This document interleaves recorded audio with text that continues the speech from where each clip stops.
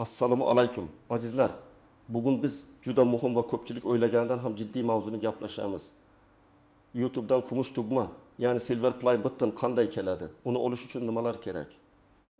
Qutini ochishda nimalarga e'tibor berish kerak va eng asosiysi 100 ming obunachiga yetgan kanal egasi nimalarni bilmasa, mukofotni kechiktirib qo'yishi yoki umuman ola olmay qolishi mumkin. Bu ma'lumot faqat blogerlar uchun emas. YouTube'da kanal ochgan, ochmoqchi bo'lgan yoki farzandi kontent yaratayotgan har bir odam uchun muhim. Shuning uchun videoni oxirigacha ko'ring. Hoziroq kanalga obuna bo'ling. Like bosib qo'ying. Chunki bugun men nafaqat qutini ochaman, balki YouTube kumush tugmasi o'rtadagi butun jarayonni mutaxassis sifatida oddiy tilda tushuntirib beraman. Ko'pchilik kumush tugmani shunchaki 1 ming obunachi bo'lsa, YouTube avtomatik yuboradi deb o'ylaydi. Aslida bunday emas. Oldinlari bu jarayon ancha sodda ko'rinardi.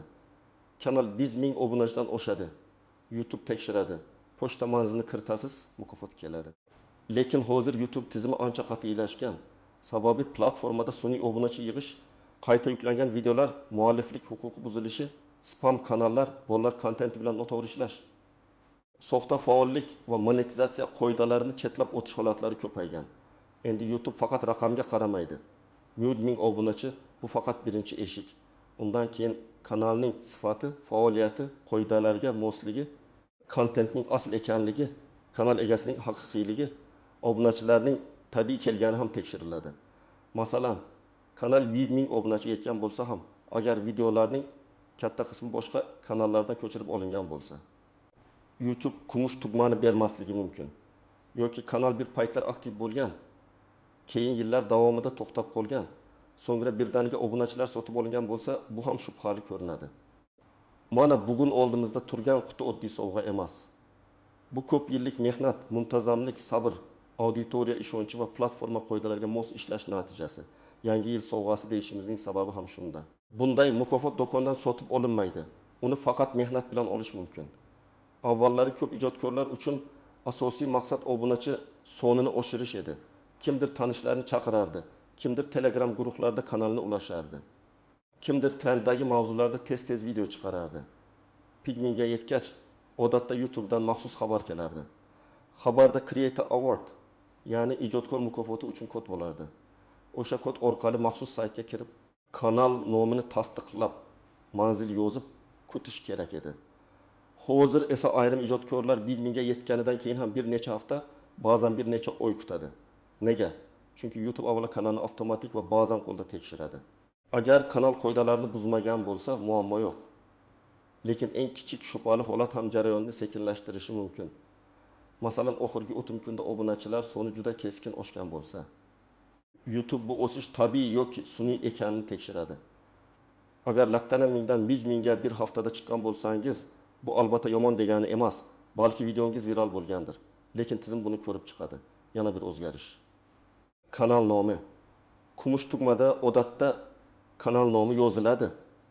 Agar kanal nomi haqoratli brend huquqini buzadigan boshqa mashhur kanalga juda o'xshash yoki noto'g'ri ko'rinishda bo'lsa, YouTube buni rad qilishi mumkin. Masalan, kimdir o'z kanalini mashhur xalqaro brend nomiga juda o'xshatib qo'ygan bo'lsa, mukofotda shu nomni chop etishga ruxsat bermasliklari mumkin. Endi men qutini ochish jarayoniga o'tishdan oldin sizga eng kerakli narsalarni tushuntirib beraman. Kumush tugma olish uchun birinchi talab kanal 1 ming obunachiga yetish kerak. Lekin bu obunachilar haqiqiy bo'lishi kerak. Agar 1 ming obunachining 1 mingi fol bo'lmasa ham, bu katta muammo emas. Chunki hamma kanalning ham barcha obunachisi har bir videoni ko'rmaydi. Lekin agar obunachilar bot sotib olingan yoki almashuv servislaridan kelgan bo'lsa, bu xavfli. Misol keltiraman. Bir kanal 20 ming obunachiga tabiiy yetdi. Keyin egasi tezroq kumush tugma olish uchun 10 ming obunachi sotib oldi. Natijada kanal 20 ming bo'ldi, lekin videolar 300-500 ta ko'rish oldi. YouTube bunday nisbatni ko'radi. 1 ming obunachi bor, lekin auditoriya reaksiyasi juda past. Albatta bu har doim soxta degani emas, lekin tekshiruvda savollar tug'iladi. Eng yomoni bunday kanal nafaqat mukofotdan ayrilishi, balki monetizatsiya imkoniyatini ham yo'qotishi mumkin. Ikkinchi talab, kanal YouTube qoidalariga mos bo'lishi kerak. Bu yerda mualliflik huquqi juda muhim. Agar siz boshqa odamning videosini olib, ustiga musiqani qo'yib, ozgina kesib, Qayta yüklesangiz bu original content hisoblanmaydi. YouTube bunday kontentni yillar davomida aniqlashni juda kuchaytirdi. Hozir platforma tasvir, ovoz, montaj ritmi, hatto kadrlar o'xshashligini ham solishtira oladi. Shuning uchun men o'zgina o'zgartirdim, demak muammo bo'lmaydi degan fikr juda xavfli. Uchinchi talab, kanal faol bo'lishi kerak. Agar siz 20,000 obunachiga yetgansiz, lekin oxirgi video 2 yil oldin chiqqan bo'lsa, YouTube mukofotni ko'rib chiqishda kanalning hozirgi holatini tekshirishi mumkin. Bu mukofot faqat arkadagi raqam uchun emas, faol ijodkorlik uchun beriladi. Albatta, bir necha oy tanaffus qilish jinoyat emas. Lekin kanal butunlay tashlab qo'yilgan bo'lsa, jarayon cho'zilishi mumkin. 4-talab, kanal egasi YouTube'da tartibli ishlashi kerak.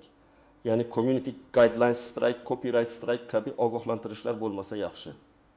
Agar bitta ogohlantirish bo'lsa ham hammasi tugadi degani emas, lekin tekshiruvda bu hisobga olinadi.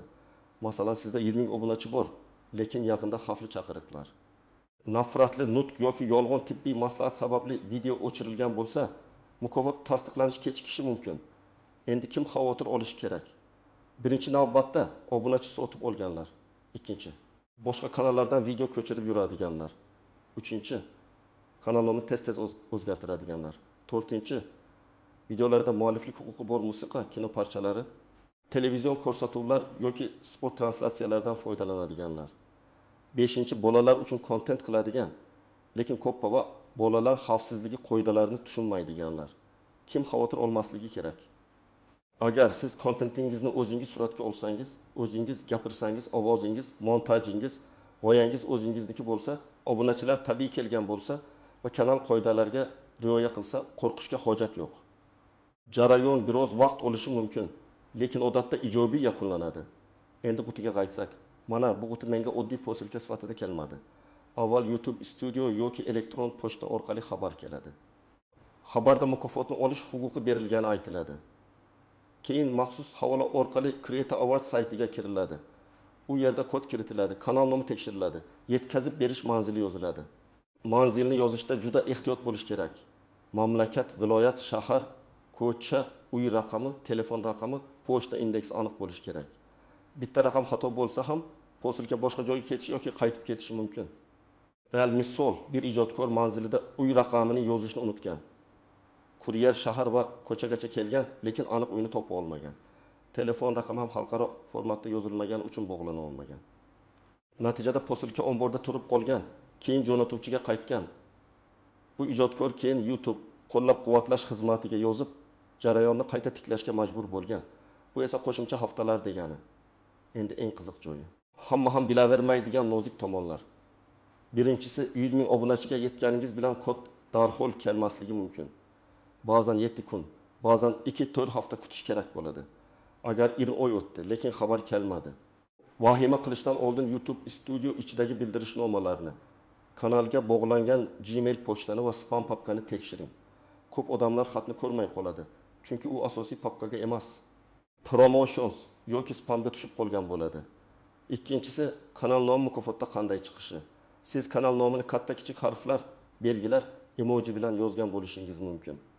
Lekin mukofotda hammasi ham chop etilmasligi mumkin. Masalan, nomingizda juda ko'p emoji bo'lsa, tizim uni qabul qilmasligi mumkin. Shuningdek, juda uzun nomlar ham muammo bo'lishi mumkin. Kumush tugmada joy chegaralangan. Shu sababli men tavsiya qilaman. Mukofotni rasmiylashtirishdan oldin kanal nomingizni toza, aniq brend sifatida chiroyli ko'rinadigan holatga keltiring. Uchinchisi, mukofot sotiladigan narsa emas. Internetda kumush tugma sotiladi degan e'lonlarni ko'rishingiz mumkin. Lekin bu YouTube mukofotining ma'nosini yo'qotadi. Haqiqiy Silver Play Button kanal nomi bilan keladi. Siz uni boshqa odamga sotib, o'sha odamning yutug'i qilib ko'rsata olmaysiz. Bundan tashqari soxta tugmalar ham bor. Ba'zi joylarda o'xshash ramkali suvenir tayyorlab berishadi. U chiroyli ko'rinishi mumkin, lekin rasmiy YouTube Creator Award emas. To'rtinchisi, bojxona va yetkazib berish masalasi. Har bir mamlakatda tartib turlicha. Ba'zi hollarda mukofot sovg'a sifatida keladi va qo'shimcha to'lov bo'lmasligi mumkin. Ba'zi hollarda esa kuryer sizdan shaxsni tasdiqlovchi hujjat yoki bojxona uchun ma'lumot so'rashi mumkin. O'zbekiston sharoitida ham xalqaro posilka kelganda telefoningiz faol bo'lishi, pasport yoki ID kartadagi ma'lumotlaringiz tayyor bo'lishi, manzilingiz aniq bo'lishi juda muhim. Agar kuryer qo'ng'iroq qilsa, bu nima edi deb befarq qarash kerak emas. Bu siz yillar davomida kutgan mukofot bo'lishi mumkin. 5-inchisi kanal egasi va qabul qiluvchi shaxs masalasi. Agar kanal sizniki bo'lsa, lekin posilkani boshqa odam nomiga yozsangiz, ayrim holatlarda yetkazib berishda savollar tug'ilishi mumkin. Ayniqsa telefon raqami, ism, familiya va manzil mos bo'lmasa. Shuning uchun rasmiylashtirishda o'zingiz yoki ishonchli yaqin insoningiz ma'lumotlarini aniq yozing. Agar studiya, kompaniya yoki jamoa nomidan kanal yuritsangiz, kim qabul qilishi oldindan aniq bo'lsin. 6-inchisi mukofotni olish uchun kanal monetizatsiyada bo'lishi shartmi? Ko'pchilik shuni so'raydi. Asosiy talab biliming obunachi va qoidalarga moslik. Monetizatsiya bo'lishi katta plus. Chunki bu kanal allaqachon tekshiruvdan o'tganini ko'rsatadi.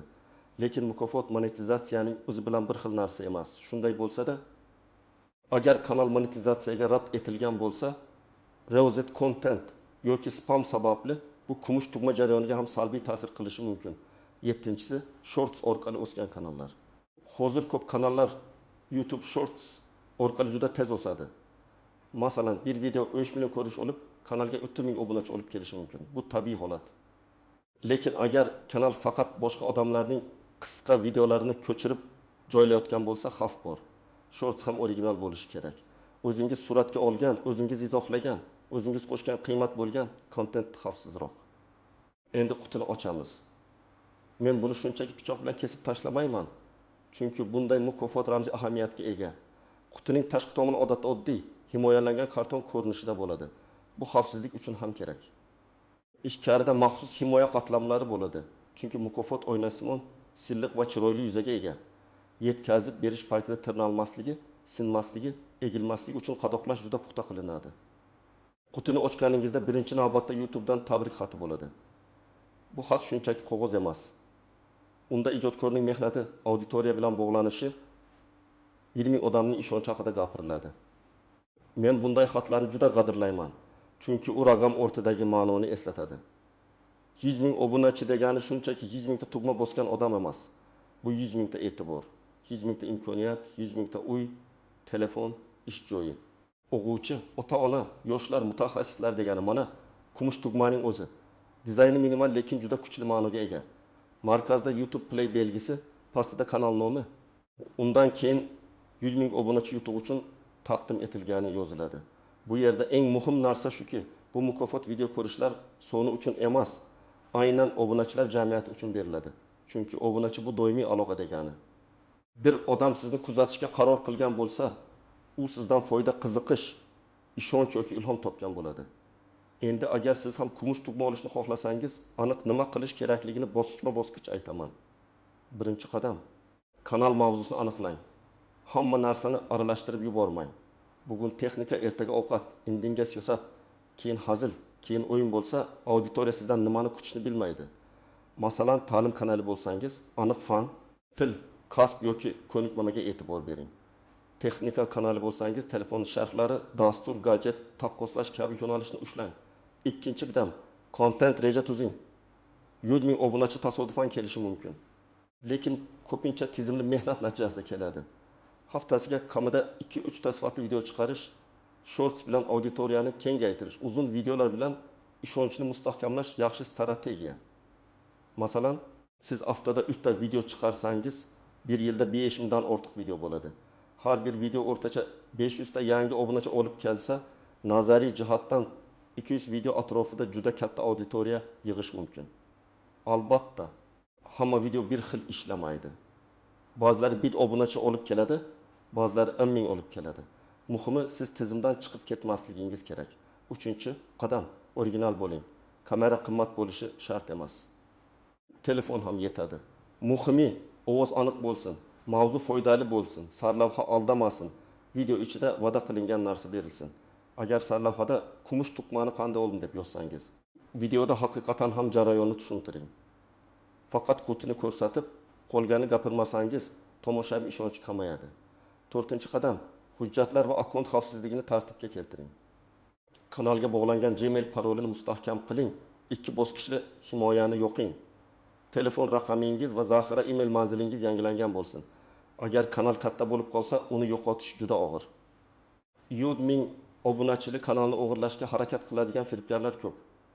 Ular hamkorlik taklifi, reklama shartnomasi, musiqa litsenziyasi, sovrin deb virusli fayl yuborishi mumkin. Hech qachon noma'lum faylni ochmang. Paralingizni hech kimga bermang. 5-qadam. 100 mingga yaqinlashganda kanalni tozalang. Eski videolaringizni ko'rib chiqing. Qoidaga zid, mualliflik huquqi xavfi bor, yolg'on ma'lumotli yoki sifatsiz kontent bo'lsa, uni o'chirish yoki yashirish haqida o'ylang. Lekin ehtiyot bo'ling. Ko'p videoni birdan o'chirish kanal statistikasi va auditoriya tajribasiga ta'sir qilishi mumkin. Shuning uchun har bir videoni alohida baholang. 6-qadam. 100 mingga yetgach, YouTube studioni tekshiring. Bildirishnomalar bo'limini qarang, Gmail pochtangizni oching, spam, promotions, updates papkalarini ham ko'ring. Agar mukofot kodi kelgan bo'lsa, rasmiy havola orqali kiring. Hech qachon Telegramdagi noma'lum odam yuborgan mukofotni olish havolasiga kirmang. Firibgarlar aynan shu paytda faol bo'ladi. Ular sizga kumush tugmangiz tayyor, login qiling deb soxta sayt yuboradi va kanalni o'g'irlaydi. 7-qadam manzilni to'g'ri yozing. Ism, familiya pasportdagi kabi bo'lsin. Mamlakat O'zbekiston, viloyat, shahar yoki tuman, ko'cha, uy, xonadon, pochta indeksi, telefon raqami xalqaro formatda yozilsin. Masalan, telefon raqami 998 bilan boshlanishi kerak. Agar pochta indeksini bilmasangiz, oldindan aniqlang. Kuryer kelganda shaxsni tasdiqlovchi hujjat tayyor bo'lsin. 8-qadam, quti kelganda uni tekshirib oling. Tashqi qadoqda kuchli shikast bo'lsa, kuryer oldida suratga oling. Ichini ochganda ham videoga olish foydali. Agar ichidagi mukofot shikastlangan bo'lsa, YouTube yoki yetkazib beruvchi xizmatga murojaat qilish uchun dalil bo'ladi. Men ham bugun qutini kamera qarshisida ochayotganim bejiz emas. Bu xotira uchun ham, shaffoflik uchun ham, sizlarga jarayonni ko'rsatish uchun ham muhim. 9-qadam, mukofotni to'g'ri saqlang. Uni nam joyga qo'ymang. Quyosh to'g'ridan to'g'ri tushadigan joyda uzoq qoldirmang. Yuzasini qo'pol mato bilan artmang. Yumshoq mikrofiber mato bilan arting. Devorga osmoqchi bo'lsangiz, mahkam joy tanlang. Bu oddiy ramka emas, u sizning brendingiz tarixi. 10-qadam, mukofotni oxirgi maqsad deb bilmang. Kumush tugma juda katta yutuq, lekin undan keyin ham yo'l davom etadi. 100 mingdan keyin 200 ming, 500 ming, 1 million bor. Eng muhimi, auditoriya ishonchini yo'qotmaslik. Ba'zi kanallar kumush tugmadan keyin men endi mashhurman deb sifatsiz reklama, aldamchi sarlavha, shoshma-shosharlik bilan o'z obro'sini tushirib qo'yadi. Aslida mukofot mas'uliyatni oshiradi. Sizni endi ko'proq odam kuzatadi. Demak, har bir gap, har bir tavsiya, har bir reklama muhimroq bo'ladi. Bugun biz YouTube'dan kelgan yangi yil sovg'asi kumush tugma qutisini ochdik va eng muhimi, uning ortidagi haqiqiy jarayonni batafsil ko'rdik. 1 ming obunachi bu faqat raqam emas, bu ishonch, mehnat va tartib natijasi. Kumush tugmani olish uchun kanal tabiiy o'sgan. Qoidalarga mos, original va faol bo'lish kerak. Kod kelishini kutish, rasmiy sayt orqali manzil kiritish. Hujjatlarni tayyorlash, firibgarlardan ehtiyot bo'lish va qutini qabul qilganda tekshirish juda muhim. Agar siz ham YouTube'da kanal yuritayotgan bo'lsangiz, izohlarda yozing. Hozir nechta obunachingiz bor va kumush tugmaga yetish uchun qanday reja qilyapsiz? Agar siz allaqachon 100 mingga yaqinlashgan bo'lsangiz, savollaringizni qoldiring. Men tajribamdan kelib chiqib javob berishga harakat qilaman. Videoga like bosing. Kanalga obuna bo'ling, yaqinlaringizga ulashing. Chunki bu ma'lumot ko'plab ijodkorlarni xatolardan saqlab qolishi mumkin. Keyingi videolarda YouTube'da tezroq o'sish, monetizatsiya, xavfsizlik va kontent strategiyasi haqida yanada chuqur gaplashamiz. Ko'rishguncha ijoddan to'xtamang va har bir obunachining ishonchini qadrlang.